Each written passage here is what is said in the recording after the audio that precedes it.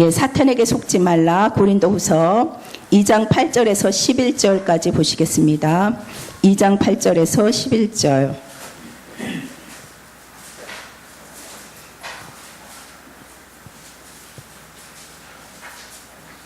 교독하시겠습니다. 제가 8절 먼저 읽겠습니다.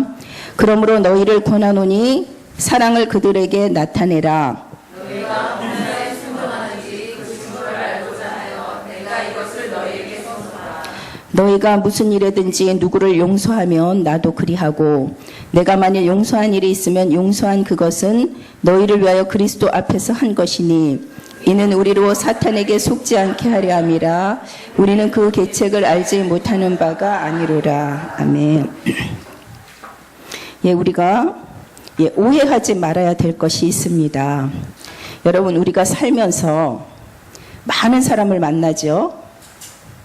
그리고 우리가 살면서 많은 성도들을 대하게 됩니다. 그때 절대 오해하지 말아야 될 게 있어요. 저 사람 왜 저래? 그런 말 할 필요가 없습니다. 여러분, 한 주간도 저 사람 왜 저래? 몇 번씩은 하셨죠?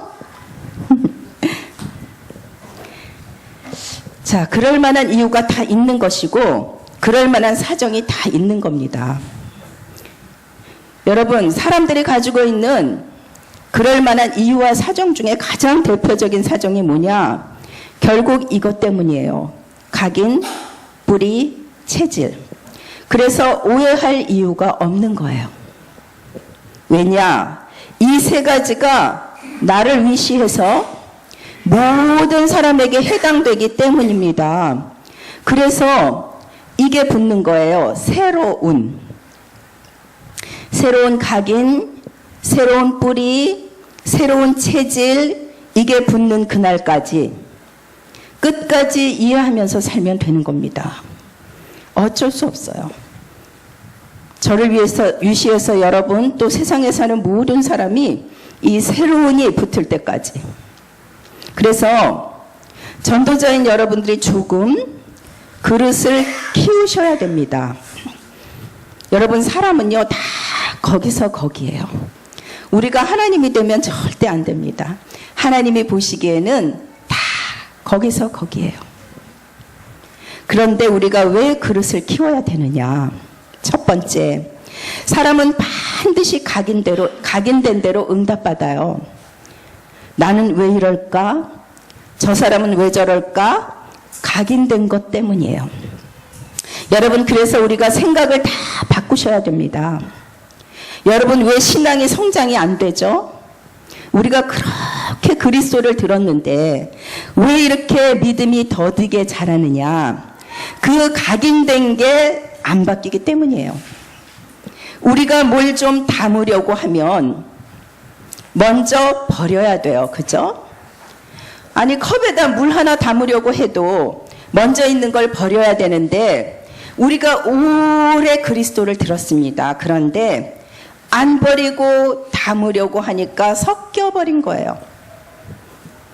그러니까 이건 담기는 게 아니죠. 섞인 거죠. 그래서 신앙생활 시작은 내가 새 가족을 만났을 때 누가 양육하느냐가 너무 중요합니다. 양육하는 내가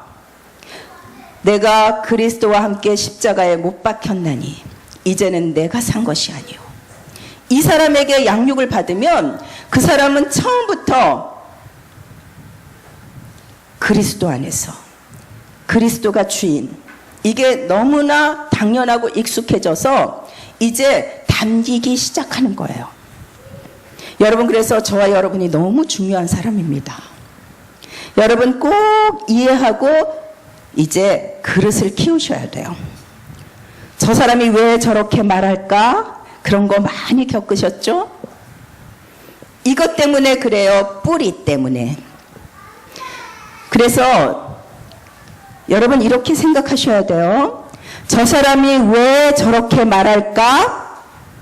그 말하는 것도 이해하셔야 돼요.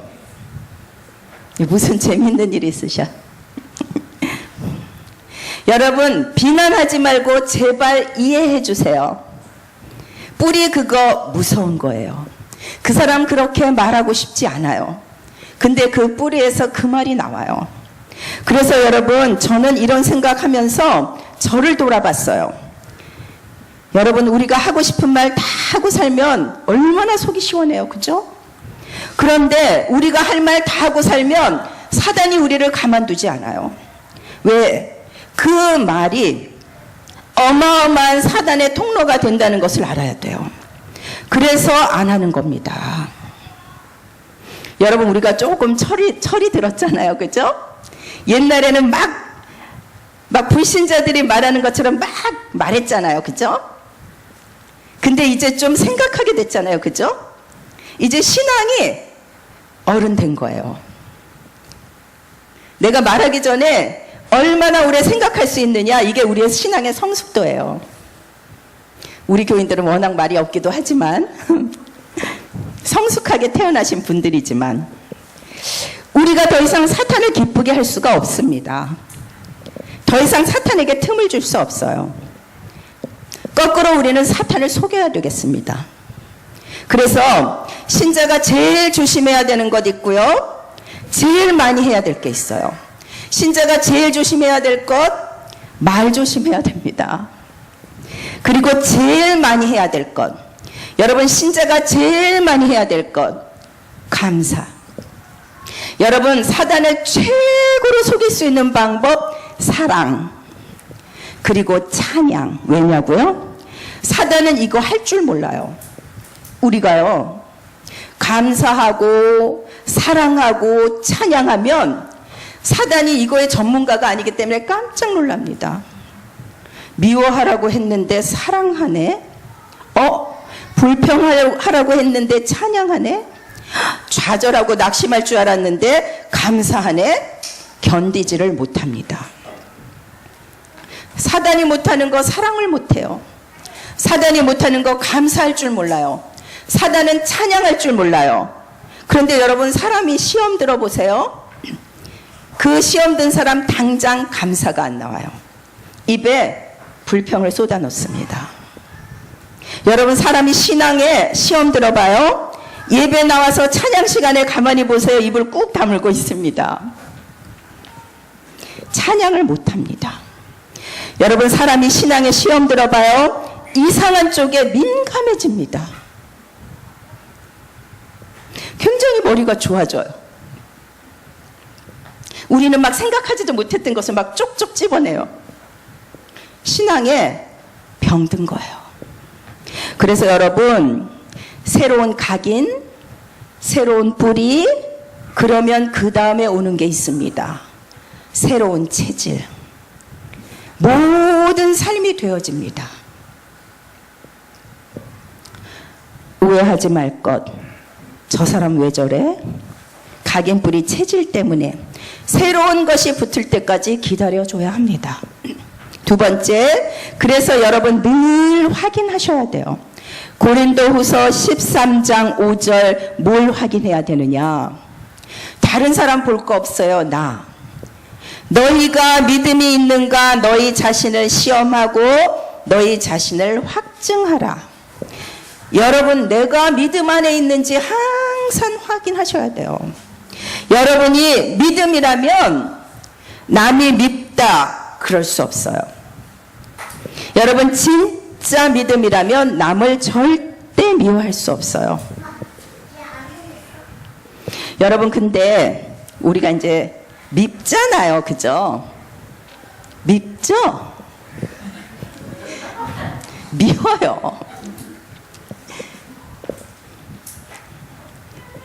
그래도 이제 말로라도 사랑한다고 말하자 그거예요. 밉지만.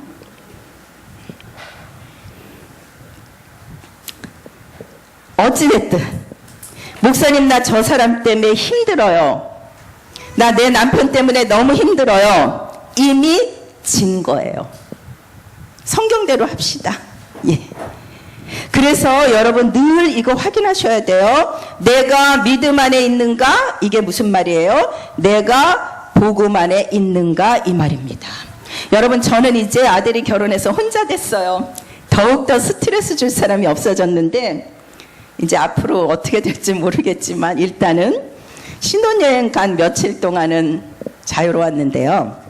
여러분, 우리가 아침에 일어나면요, 일어나자마자 누군가와의 만남으로 시작하죠. 그죠? 제일 먼저 만나는 게 나 자신이죠. 그죠? 근데 주로 가족을 만나잖아요. 그러면 가족에게 이런 말 저런 말 듣게 돼 있어요. 그죠? 그러면 여러분 한번 생각해 봅시다.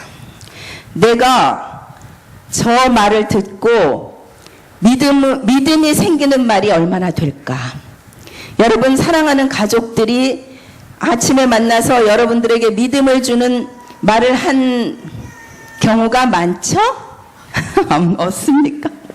전 여러분들이 정말 대단한 것 같아요. 여러분, 사람들이요, 여러분들의 믿음을 떨어뜨리는 말을 하면, 나를 낙심시키는 말을 하면 빨리 이 생각을 해야 돼요. 나는 저렇게 말하면 안 되겠다. 여러분, 우리가요, 정수기에 물을 받아 먹잖아요. 그죠? 물은 그렇게 정수해서 먹으면서, 물은 그렇게 정수해서 드시면서, 말은 왜 이렇게 우리가 정수를 하지 못할까요?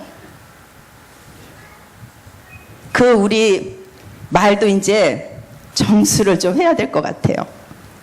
그래서 나쁜 건 걸러내고 정말 그 사람에게 유익한 것만 줄 수 있는 저와 여러분이 되시기 바랍니다.